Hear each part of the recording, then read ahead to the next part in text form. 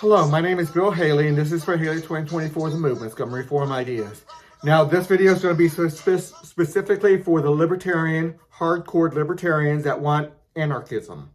Now, can the competitive governance structure create a framework for anarchism?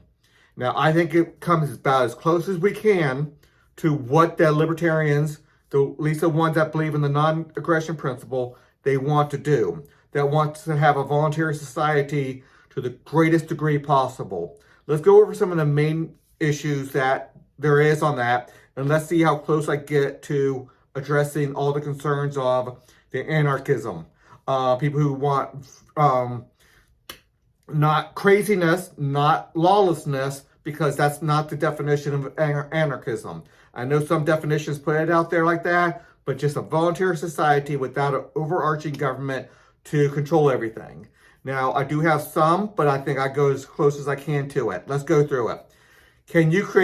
You cannot create negative externalities in a voluntary system. The non-aggression principle, you cannot do harm to other people. So that alone means we need to have somewhat of a framework to make sure that does not happen.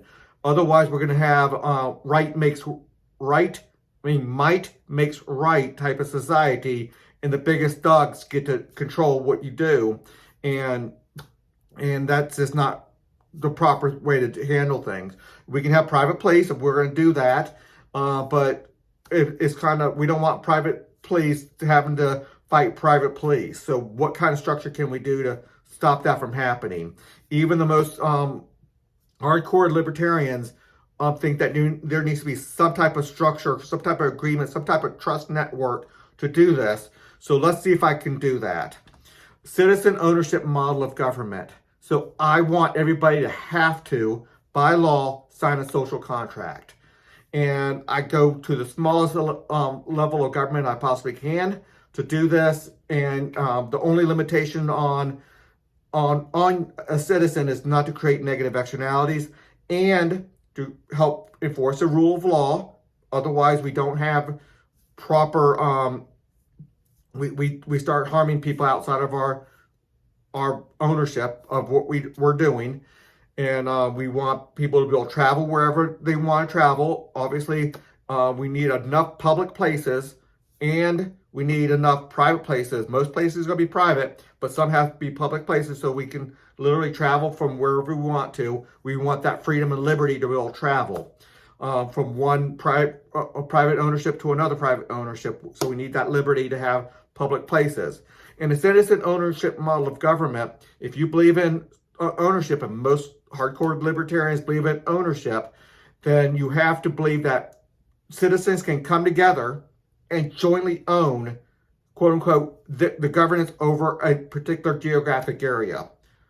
So whether it's your locality, whether you're a state, or whether it's all of America, and I want to do it all over America. I know it's hard to say, let's have a government where everybody has to agree for 320 or so million people, and that's difficult. However, ownership comes with a little bit of hard decisions. Whenever somebody says, I own this piece of land and there's a dispute, obviously it's who can control that land militarily. And anyway, that is an issue. But I want everybody to sign a social contract. And I know some people don't like that, but people coming up, if people want to age out, I want anybody coming up and saying, to becoming a citizen of this country, if you want citizen rights, you have about 10 years from when you hit 18 all the way. Actually, I want to start at 13. At age 13 to about age 30, you have the right to sign a social contract. If you do not sign it by the age of 30, you're not an American citizen. And maybe you don't have to be kicked out all the way, but you lose that citizen rights. And that's an important right. So I want people to sign that social contract, especially going forward. So let's keep on going from that. So I might have lost some people just on that aspect. Non-aggression principle. I believe in it, but I believe in a social contract too. And that's why I want a social contract. So people, you have to contribute. And I have a way of contributing towards the military to protect this country, so a big foreign power cannot take us over. and we know that there are some that want to. So it's not an academic thing just saying what if. No, we know that there's big foreign powers that do want to take us over. So we need to protect that. Taxation is not theft if you sign a social contract. So I believe taxation is theft in a lot of areas, probably 80 or 90% of what we're doing in America right now. Taxation is theft because you're taking it from one person to give to another, not for legitimate government service, but for welfare and the like, corporate welfare to welfare. A lot of that's going on, way too much. I take government from 40%, probably it was 40% when I started this back in the 2013 through 2020. But 2020, it jumped up probably from 40% all the way up to maybe 50%. It's crazy now. Anyway, taxation is theft in some areas, but not all of it. And if you have a social contract saying that you have to fund the military, you have to have a law enforcement contract. No more generalized police, but everybody has to have a law enforcement contract. You're mandated. You have to be governed in these certain areas. You still have to have an education, but you have to go through your competitive school board. You can do it all on your own. We can have a competitive school board that has $1 or $2 just for a little bit of $20 or $30 a year just for oversight. That's fine. A little bit more for the proper testing to make sure your children are not falling too far behind. And I believe in education neglect laws and stuff. That's part of a social contract. We can go into every area of government, and I can do that. But here's a CRA structure. We split all government power into 30 sectors, and we're going to go over the 30 sectors. And each sector, you have roughly 12 different competitive governance to go with, and you pick that one that you want to go with. So it's highly important to understand you get governed away. But there's a limitation on that competitive governance. The only limitation is you cannot cause harm to others. You cannot create a building that's going to have things falling down onto things that's not your property, onto people in the roads and the like. You cannot have noise so loud that you're interrupting the peace of your neighbors. You cannot pollute things. You have to have limitations on how much you can pollute, because that's harming people outside of what you're doing. So if you believe in the non-aggression principle, you're not allowed to pollute outside of the norms. But what is those norms? We need a system of society, and that's within the social contract to do. So my social contract says you have to join a city, a state, and a federal competitive governance in each one of these. But that power is still divided to the rating system side and the governing side. So we talked about the governing side. The rating system side is to give high quality information from a wide variety of perspectives. And that's going to keep a tremendous amount of the regulations at the competitive level and not at the monopolized sector board level.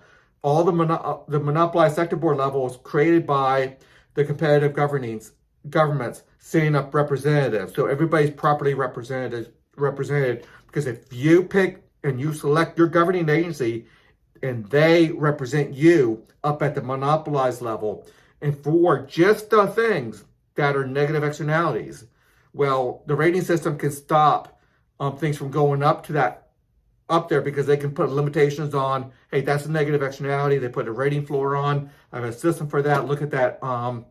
Look at that. So here's my 30 sectors. The charity system, we totally get rid of welfare. Yes, you do. I do mandate given to charities, but it's within a structure.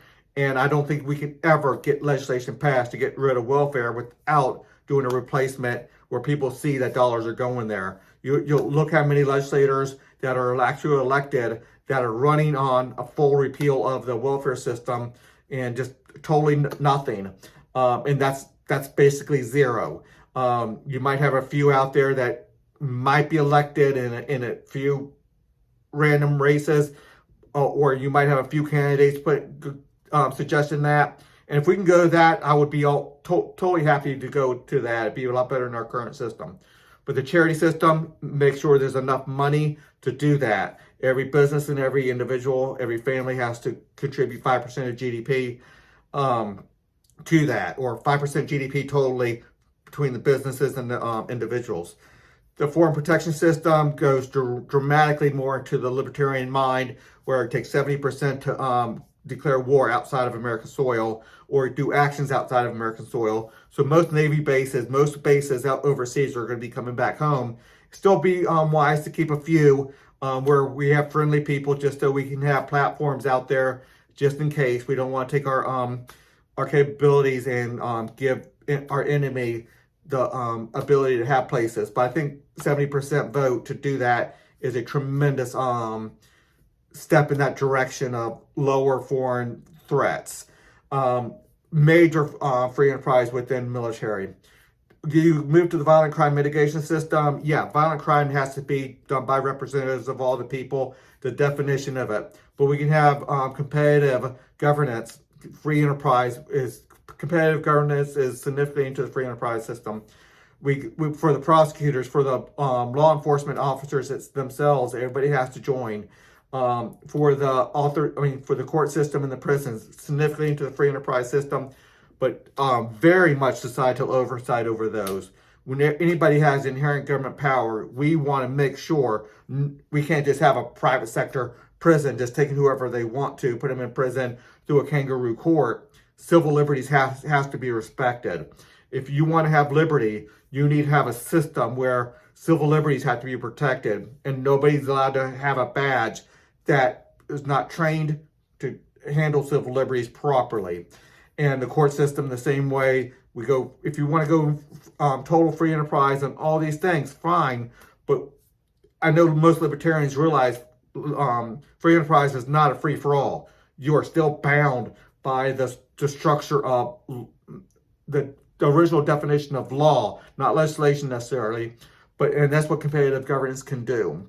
With that societal oversight, nobody's allowed to have a badge for the violent crime mitigation system, to be a judge, a prison guard, a law enforcement officer, prosecutor, defense attorney. There's a lot that needs to be done. You cannot have that badge, that authorization, be one of those without 70% of American people, or representatives of 70% of the American people.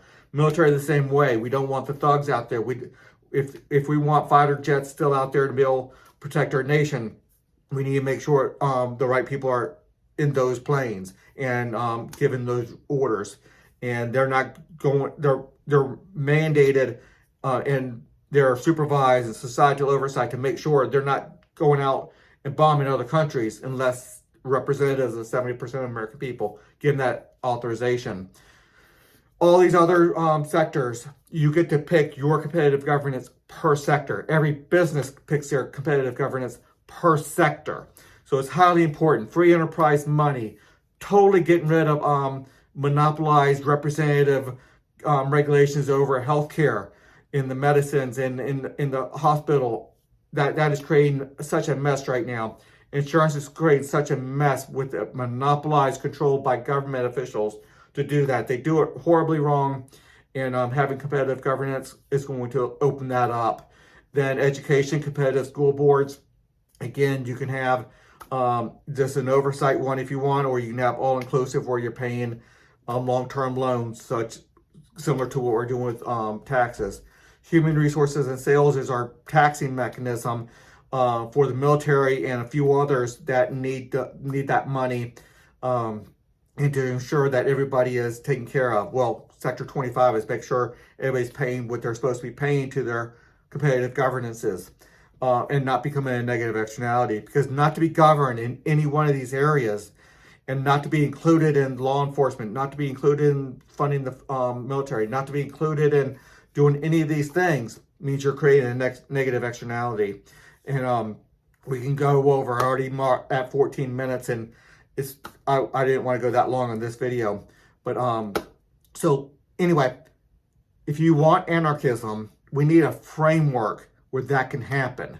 No, there's not the legislative desire. Nobody can pass that constitutional amendment where we just abolish all government and we just go total volunteer society.